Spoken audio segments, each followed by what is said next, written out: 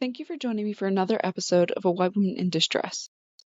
This podcast is dedicated to raising awareness for missing children, teens, and adults who have vanished under heartbreaking circumstances. My mission is simple: to keep their stories alive and to help bring them back to their families. In a world where media coverage isn't always equal, it's vital to recognize that many cases go overlooked. Marginalized groups, including Indigenous people, people of color, the LGBTQ+ community, runaway teens, and homeless individuals. They often face systematic barriers leading to under-investigation and inadequate attention.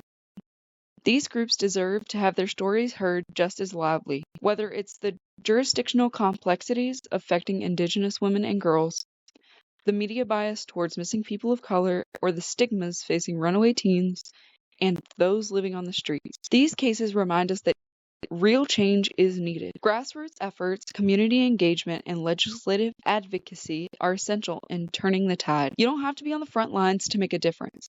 Even small actions like sharing information or providing anonymous tips can play a crucial role in bringing loved ones home. Every family deserves answers, and every missing person deserves to be found. Before we dive into today's story, please be aware that content may include themes of violence, sexual assault, or other distressing topics.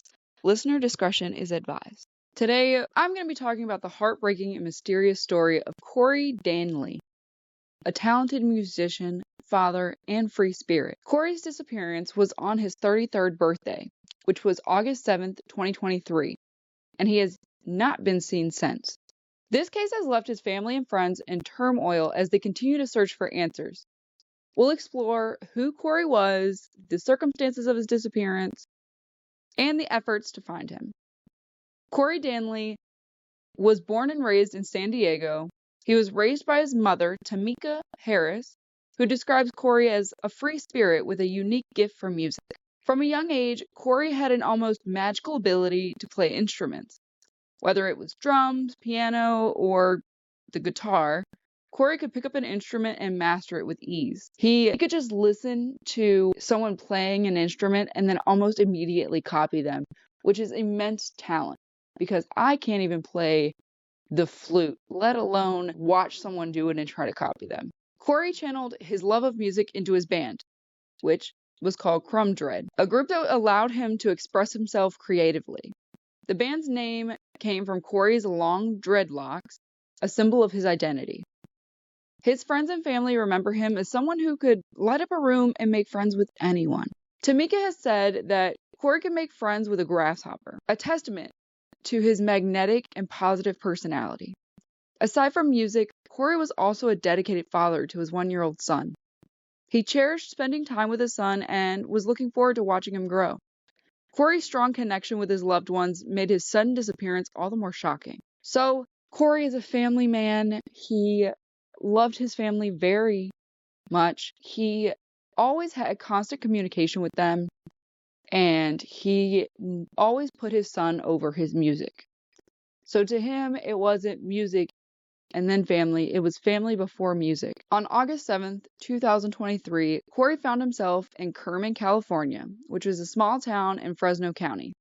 Corey wasn't familiar with the area, and he had traveled there with a friend, and they were staying at a house in the 2500 block of South Bishop Avenue. According to witnesses, an argument broke out at the house around 3 a.m., and Corey was visibly upset, walked away wearing his red sweatpants and no shirt.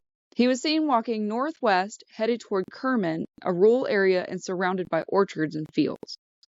This would be the last time anyone saw him. Corey had left behind his phone and backpack, which were found by someone else, supposedly. The fact that Corey left without his belongings was deeply concerning to his family.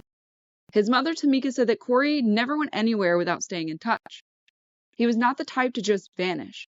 This was his birthday, after all, and it was a day that should have been filled with joy and celebration. Instead, Corey was walking alone, shirtless, and in an unfamiliar place. His family attempts to contact him that day, and they continued to go unanswered. And as time passed, their worry increased. Corey's mother, Tamika Harris, knew that something was wrong when Corey didn't respond to her birthday text. At first, she thought, well, maybe he's out celebrating, because it is his birthday. But then the next day arrived without any word from him, and she became frantic.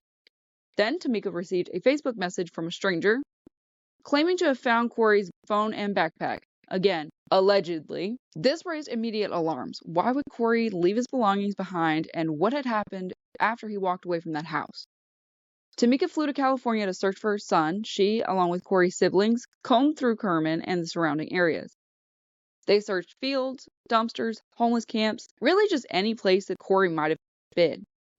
Their search efforts were emotionally and physically draining, but they were determined not to leave any stone unturned. The Fresno County Sheriff's Office also became involved in the search. They conducted an extensive search of the area around South Bishop Avenue using drones, cadaver dogs, and off-road vehicles. The search radius extended to 14 miles, covering orchards, fields, ponds, and canals. Despite these efforts, no sign of Corey was ever found. The sheriff's office has classified Corey's disappearance as suspicious, which this is largely due to the fact that Corey was in regular contact with his family, and he was a responsible father and musician. His band had a performance schedule just days after his disappearance, and Corey was always punctual when it came to his music. He would never miss a show, and the fact that he did miss a show without any word was a major red flag. The house where Corey was last seen was searched, and evidence was collected, though the details of what was found have not been made public by the police department or the FBI. Several people who were present at the house that night were interviewed by police, but so far no suspects have been named and no arrests have been made. Okay, so my thought process is, why would he walk away from this house, right? Like, you and your friend sets it up, you go hang out with them, and then all of a sudden you get in an argument and you walk away. You don't go grab your stuff, you don't grab your phone, you don't grab your wallet. It's very suspicious to me, and it screams foul play. Because no matter how mad I am, if I'm going to leave somewhere, I'm taking my stuff with me. I'm not going to leave it because then I would have to go back or someone would have to bring it to me, which wouldn't be an option considering my phone, my ID, my clothes. And it also just seems really odd to me that he was only wearing sweatpants and Nikes when he left. But let me get through the rest of my information. So there's one suspicious detail, which involves a man named Zach Stylus, who was reportedly the last person to see Corey alive, and he was the one that had possession of Corey's phone and backpack after his disappearance. This has led to speculation about Zach's potential involvement, but without solid evidence, it remains unclear what role, if any, he played in Corey's disappearance. Now, there are several theories circulating about what might have happened to Corey. Some believe that the argument in the house may have just escalated, leading to foul play. Could something have happened during or after the argument that resulted in Corey's disappearance?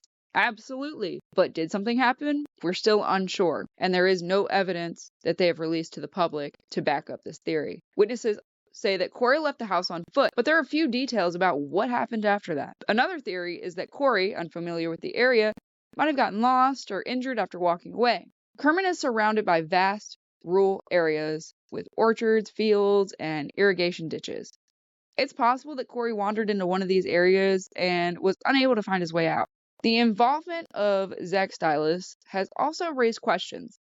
Zach was the last known person to be in possession of Corey's belongings, but his story about the events of that night remains unclear because they have yet to release any of the witnesses' statements. While no direct evidence links Zach to foul play, his connections to the case has led to some speculation that he might know more than he's letting on. The most heartbreaking part of this case is the complete lack of closure.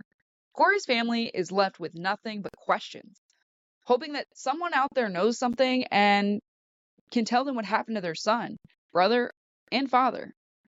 So my thing is I've done a lot of research. I've looked into this case. I have noticed that there isn't really a lot of media attention being drawn to this case. So the FBI was called in, and usually when the FBI is called in, it's the case grabbed their attention for some reason, right? Like, why was the FBI called out in the first place? So there's that. Now, I also kept running across Zach's name and how, like, he might be hiding in Hawaii, but beside the point, there's been people on the internet that have been connecting Zach to other missing persons cases. And I find that extremely odd that if he did in fact know the other person that went missing, it's weird that Zach's taken two friends to parties and they haven't made it, they've just vanished into thin air, which seems extremely, extremely odd to me. Now, could be wrong place, wrong time, could be that. But the fact that, like, his Facebook page has completely gone silent after these events, his Instagram, someone said his Instagram was active, but when I looked it up, the Instagram page hadn't had any new updates.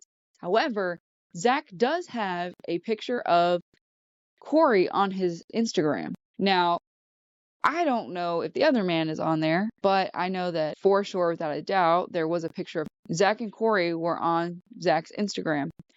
So, I don't know. It could just be wrong place, wrong time, but it seems really suspicious that the internet, the people that have come together to look at this case, there have been Facebook posts about how he's, probably involved and he moved away. So he may be somewhere in Hawaii. It's like, why would you move away if your best friend was missing? Or even your friend? Because I would move away. I would for sure be on the front lines trying to figure out what happened to them and trying to help the family as much as I could, considering he was the last one with Corey's belongings, which I find extremely odd as well, because, like I said, if he left his belongings and stuff, why would you wait until the next day to reach out? Because he didn't come back to that house, and you clearly didn't go, walk after him or get in the car and go try to find him. So I just have a lot of questions that aren't really being answered, which, I mean, the police investigation is still active, and I know his family is still out here searching for answers. And even his son deserves to know what happened to his father. And all of his friends, family, they deserve closure. So my theories just involve foul play, and the more I read up on how Zach was involved, like, Zach was his friend who took him to this house party. That's weird. It's not that weird, but it's weird because Corey didn't come home. Corey vanished into thin air. That part I find odd.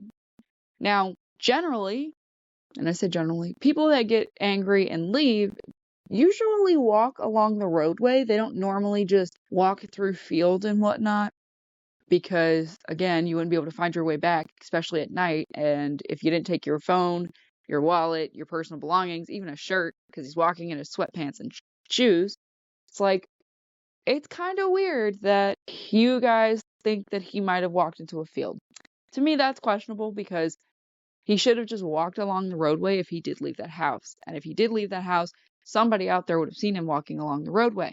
Or at least I believe that they would. Just like I believe somebody at that house knows something and they need to just come clean. Now, if something happened at that house, whatever evidence they collected, I am sure that it will eventually come out.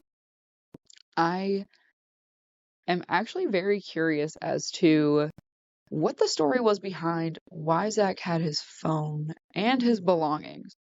So he would have had to have his, backpack with his clothes, his wallet, his ID. Like, I just want to know what exactly happened in that house. But again, we'll probably never know what actually went down and what happened that night.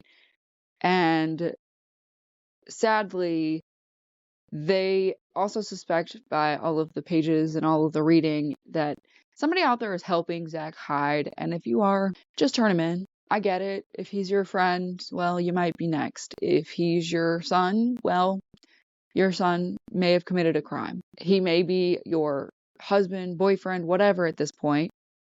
Again, he may have committed a crime, so why not tell the truth? And if he didn't, if he's not guilty, then why hasn't he just come forward and answered all of the police questions? Why hasn't he just been open and honest about this entire thing?